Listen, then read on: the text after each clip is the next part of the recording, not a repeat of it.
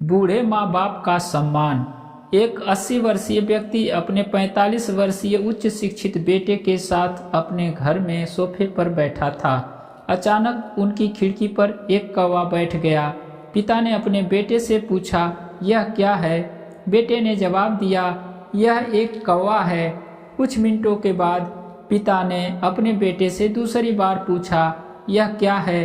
बेटे ने कहा, पिता, मैंने अभी आपको बताया, यह एक कौवा है।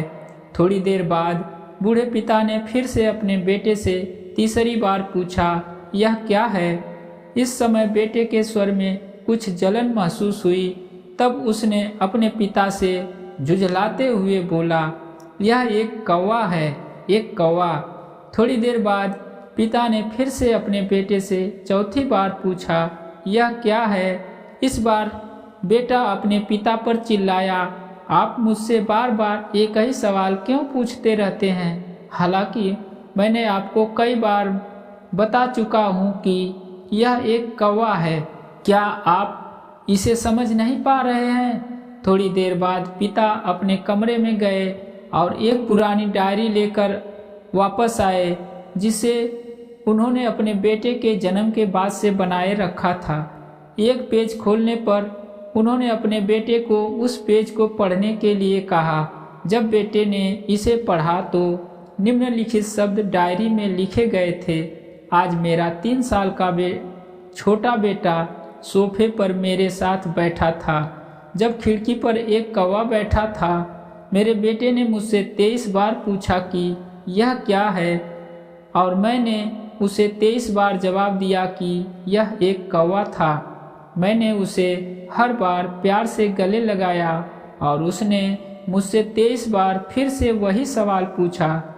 मुझसे इस बात से बिल्कुल भी चिढ़ नहीं हुई और मैंने अपने मासूम बच्चे के लिए प्यार ही महसूस किया है। जबकि छोटे बच्चे ने उससे 23 बार पूछा, यह क्या है? पिता को 23 बार पूरे सवाल का जवाब देने में कोई जलन महसूस नहीं हुई, और आज जब पिता ने अपने बेटे से सिर्फ 4 बार यही सवाल पूछा तो बेटे को चिढ़ और गुस्सा महसूस हुआ।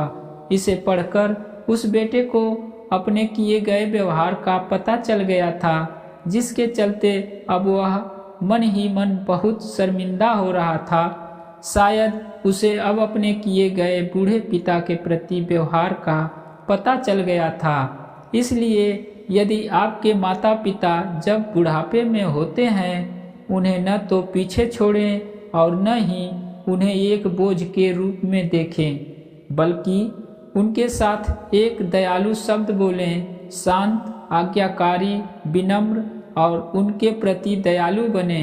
अपने माता पिता के प्रति विचारशील रहें। आज इस बात को कहें, मैं अपने माता पिता को हमेशा खुश देखना चाहता हूँ। जब मैं छोटा बच्चा था तो उन्होंने मेरी देखभाल की।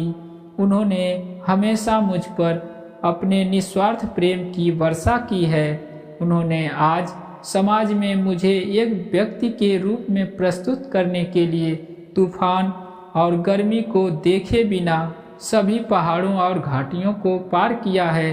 भगवान से प्रार्थना करें, मैं अपने बूढ़े माता पिता की सर्वोत्तम तरीके से सेवा करूंगा। मैं अपने प्यारे माता पिता को सभी अच्छे और दयालु शब्द कहूँगा, चाहे वे कैसे भी व्यवहार करें। तो दोस्तों, कैसी लगी ये कहानी? कमेंट बॉक्स में अपनी राय जरूर दें, और अगर आप चैनल पर नए हैं तो हमारे चैनल को सब्सक्राइब, वीडियो को लाइक और शेयर करें। हम मिलेंगे अगली वीडियो में, तब तक के लिए नमस्कार।